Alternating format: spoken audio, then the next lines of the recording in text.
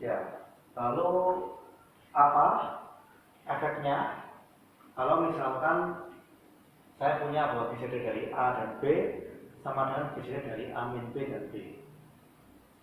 Nah, ini sebenarnya kalau saya lanjutkan, ya, ini sebagai akibatnya, gitu ya, sebagai akibatnya GCD dari A min B, A dan B sama dengan GCD dari A min B, B. Nah, seandainya saya terapkan lagi rumus yang sama, berarti ini kan sebenarnya pengurangan dengan B tidak mengaruhi GCD-nya. Bisa diartikan seperti itu. Berarti kalau yang ini saya kurangi lagi dengan B, maka ini akan sama dengan GCD dari A min 2B dan B. Ya, karena kalau yang bilangan pertama dikurangi dengan bilangan kedua, itu tidak akan mengubah GCD-nya. Berarti GCD dari A min B dengan B akan sama dengan GCD dari A min 2B dan B. Sama dengan juga GCD dari A min 3B, B dan seterusnya. Jadi kalau A dibanding dengan sekian B, itu GCD-nya akan sama.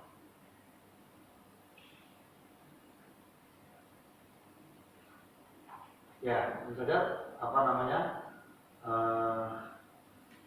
kalau kita buat secara umum, GCD A dan B akan sama dengan GCD dari A dikurangi B dikali P dengan B.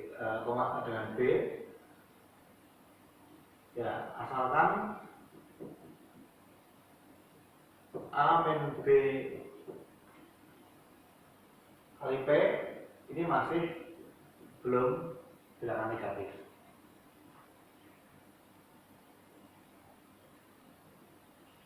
Oke, ya.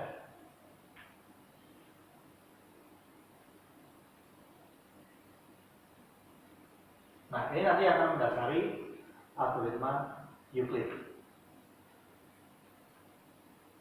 Mungkin kita coba ya dengan kata yang sebelumnya 360 dengan 264.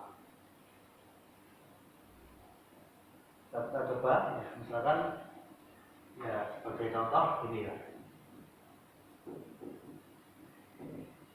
GCD dari 360 dengan 264.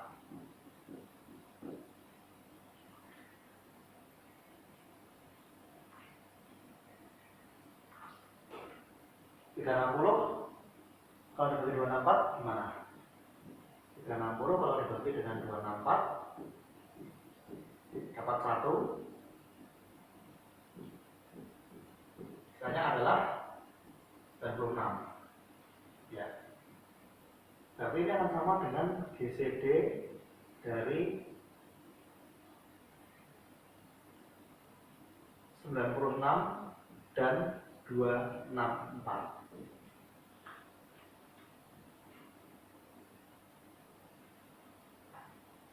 Ya, jadi bisa dibilang berarti GCD dari A dan B ini akan sama dengan GCD dari sisa pembagiannya dengan B.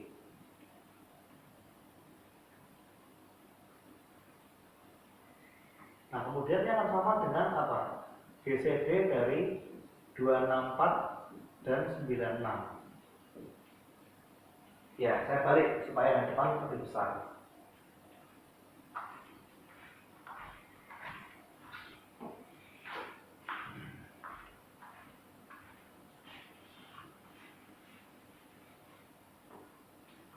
Oke.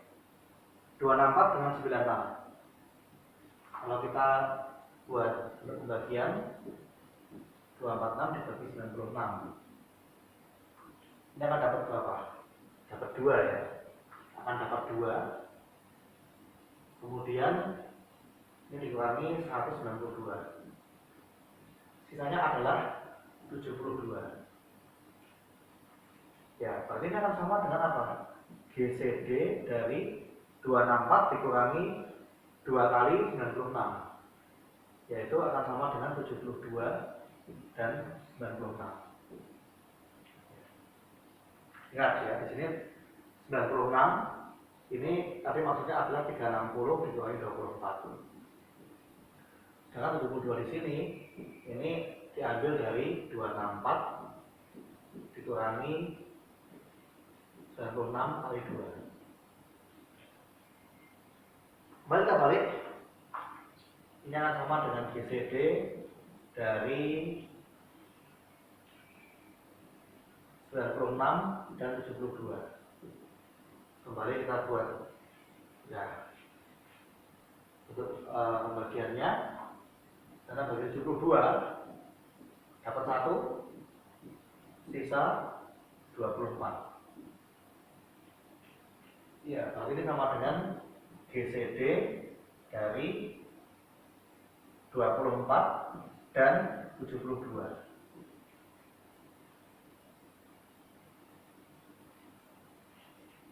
Ya, ini 24-nya diperoleh dari 96 dikurangi 72. Lalu 72 bagi 24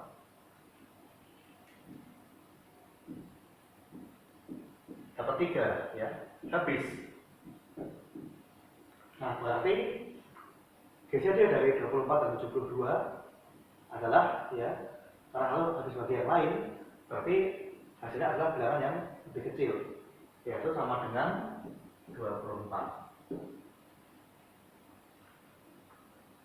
Nah, jadi begini ya strateginya untuk mencari GCD.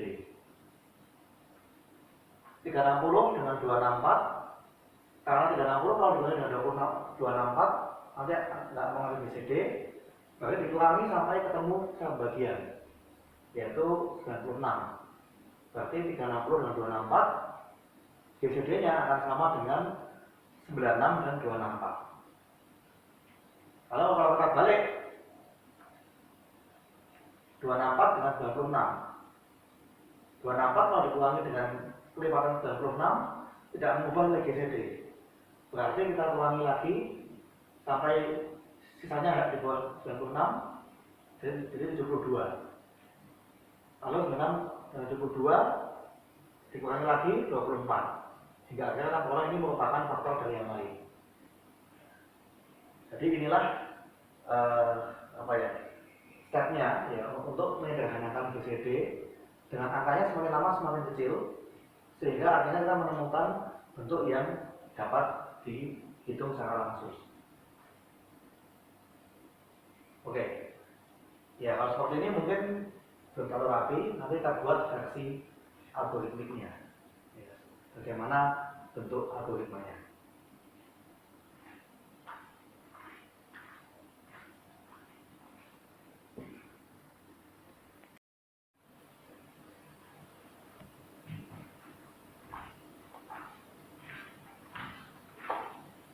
Baik, kita akan masuk ke teknisnya dari algoritma Euclid. Ini tidak berhubungan langsung dengan geometri Euclid, tapi ya artinya ya kita bisa pahami bahwa di zaman dulu ya para matematikawan tuh belajar banyak hal, tidak hanya geometri tapi juga mungkin untuk aljabar dan teori bilangan. Ya, di sini algoritma Euclid dengan input bilangan asli A dan B, dan di sini supaya mempermudah kita posisikan A lebih dari B, dan kita ingin punya output adalah GCD AB. Nah, mula-mula ya seandainya menggunakan algoritma pembagian, kita mendapati bahwa A sama dengan B dikali P1 ditambah Q1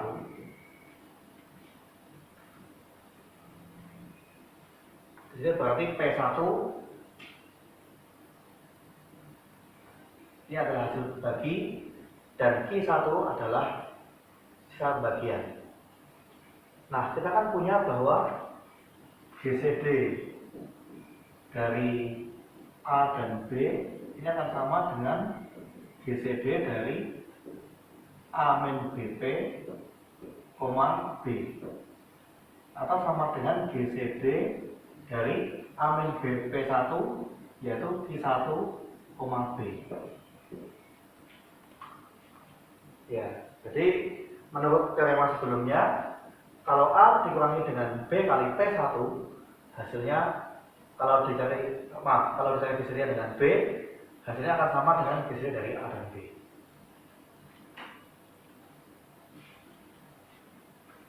Ya, dan tentunya karena di sini B sama Q1 adalah besar yang B, saya bisa balik lebih mudah gitu ya.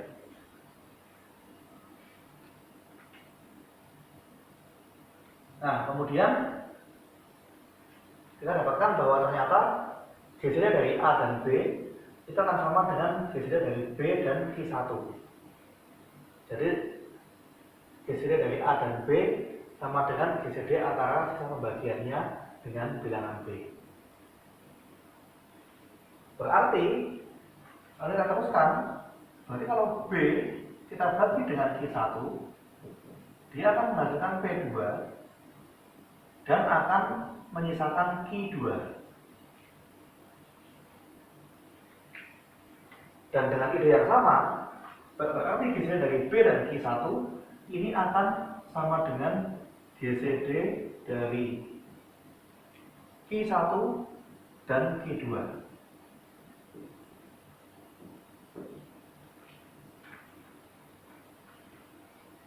Kalau seandainya ini masih bersisa, kita teruskan.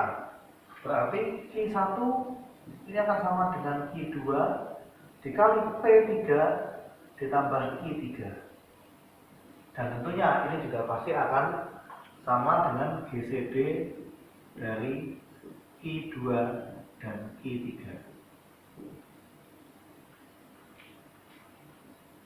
Nah, demikian seterusnya sampai kita akan mendapatkan mungkin sebentar, ya, Q1, Q2. Oke, mungkin sampai Qn-2 ini akan sama dengan Qn-1 dikali Pn ditambah Qn.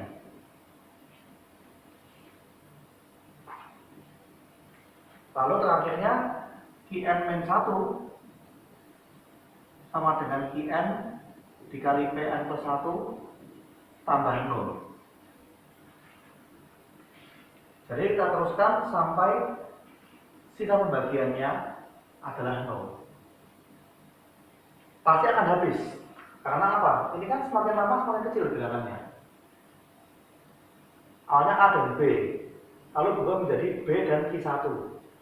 Q1 sisa pembagian lebih kecil daripada A dan B. Berarti akan mengecil, tapi masih non negatif. Lalu Q1 dengan Q2 ini juga pasti akan lebih kecil, ya, karena ini kan merupakan pembagian dengan Q1. Lalu Q3 juga pasti akan lebih kecil daripada Q2 dan seterusnya. Sehingga pada suatu ketika nanti pasti akan ada kondisi di mana habis, ya, karena sudah bilangan yang cukup kecil dan nggak mungkin negatif. Nah, ini artinya di sini kita dapatkan bahwa kalau seperti ini berarti apa? Qn habis membagi Qn-1.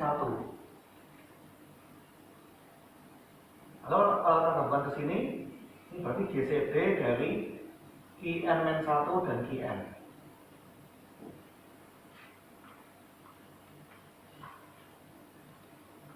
Kita mencari GCD dari dua bilangan, yang satu harus membagi yang lain. Berarti kan faktor tersebut terbesarnya adalah yang lebih kecil kan, yang harus membagi. Berarti ini akan sama dengan Qn.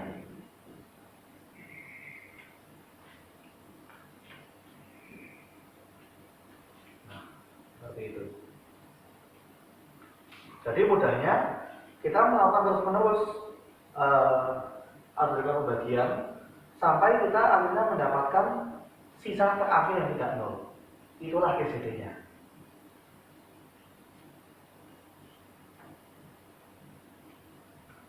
Oke, mungkin lebih enak kalau kita lihat dengan contohnya ya.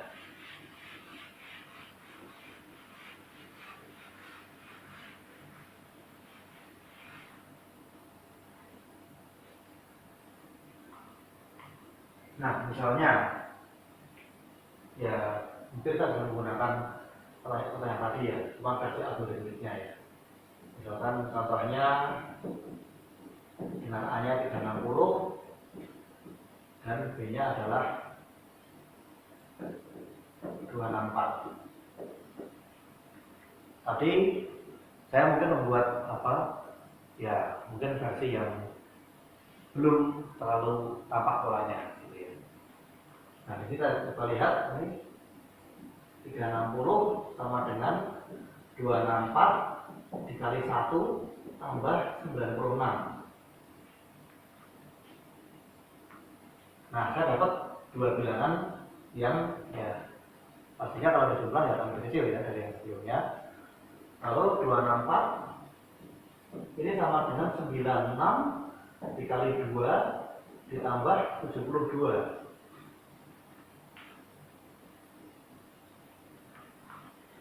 Nah, lalu 96 sama dengan 72 kali 1 tambah 24. Nah, terakhirnya 72 sama dengan 24 dikali 3 tambah 0. Ya kan? Nah, berarti di sini yang nanti menjadi GCD adalah 24. Jadi GCD dari A dan B adalah 24.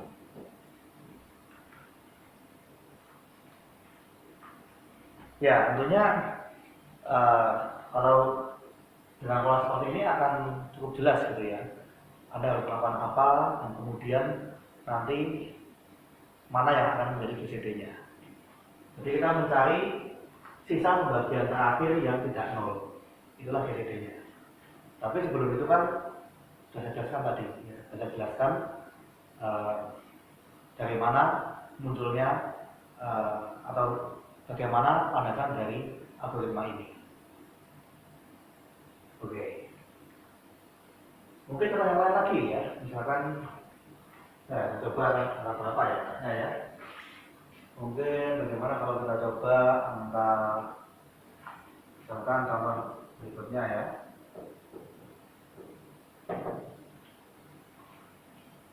Misalnya untuk A-nya 2020 misalkan. Lalu B-nya misalkan ya katakanlah berapa ya? Misalkan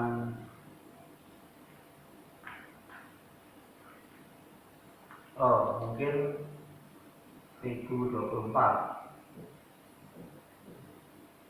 Bisa seperti ini ya. 2020 dengan 1024. Ya, tentunya Anda mungkin pembagian khususnya harus anda buat di tempat terpisah gitu ya. Ya, 2020 dibagi dengan 1024. Ya, dapat 1. Sisanya adalah 996. Ya, jadi 2020 ini adalah 1024 dikali 1 ditambah 996.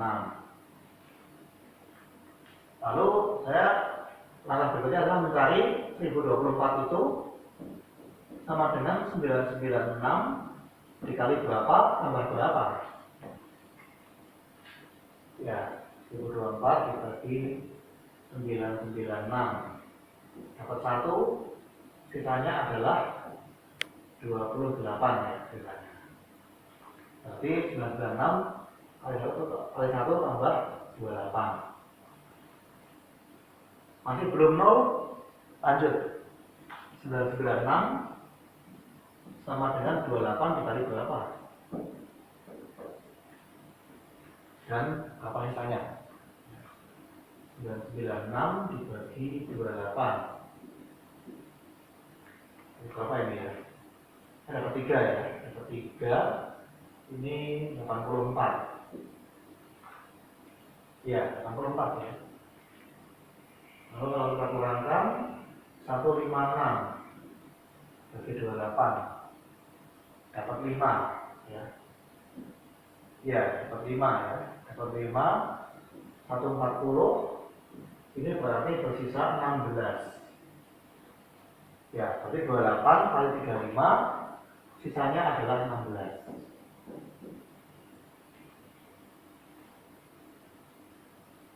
Lalu kemudian ya kalau yang ini sudah kecil-kecil angkanya. Enak ini.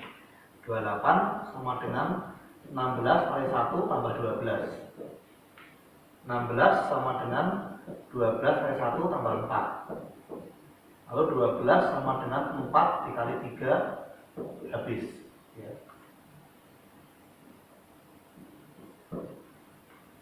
Berarti hasilnya adalah 4. Ya, kita mencari kita mencari sisa pembagian terakhir yang tidak nol.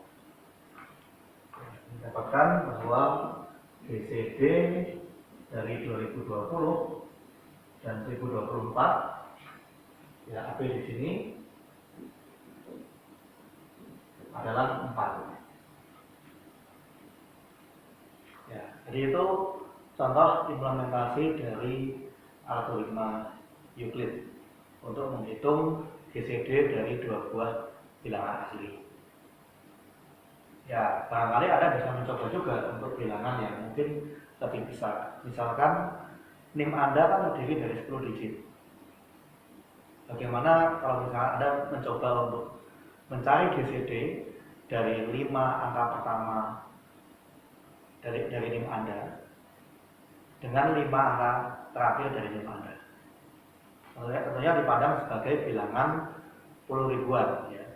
Jadi misalkan 17311 4 sekian gitu ya. Oh, sebentar 9 ya. Oh, maaf. Berarti coba cari GCD dari 4 angka pertama dari NIM Anda dengan 5 angka terakhir dari NIM Anda. Nah, nanti berapa hasilnya? Jadi misalkan ya kalau NIM-nya misalkan ya 17 31 14 049 dengan ini. Ya, nanti Anda mencari ya apakah GCD dari 31 dan 14049. Nah, seperti ini. Ya, jadi ini bagus juga ya untuk Anda melatih bagaimana algoritma Euclid bisa digunakan untuk mencari GCD antara dua bilangan yang cukup besar. Kalau angkanya kecil ya Anda masih bisa menggunakan pemfaktoran ya, faktorisasi prima. Tapi kalau misalkan angkanya besar ya saya rasa algoritma Euclid inilah yang akan lebih efisien. Ini kan Anda cuma butuh berapa ini? 1, 2, 3, 4, 5 ya, cuma butuh 5 step. Kalau Anda faktorkan 2020 dan 2024 yaitu ya mungkin juga Anda butuh waktu yang lebih lama. Meskipun ya kebetulan 2024 kan 2,10 ya. Tapi ya tentu saja Anda butuh waktu untuk menguraikan faktor dari masing-masing bilangan. Ya, baik, saya rasa itu ya untuk materi di minggu kedua mengenai GCD dan algoritma Euclid. Ya, saya memulai dengan konsep dan teoremanya, kemudian itu yang menjadi landasan munculnya algoritma Euclid. Dan selebihnya ini menjadi hal-hal yang sifatnya teknis.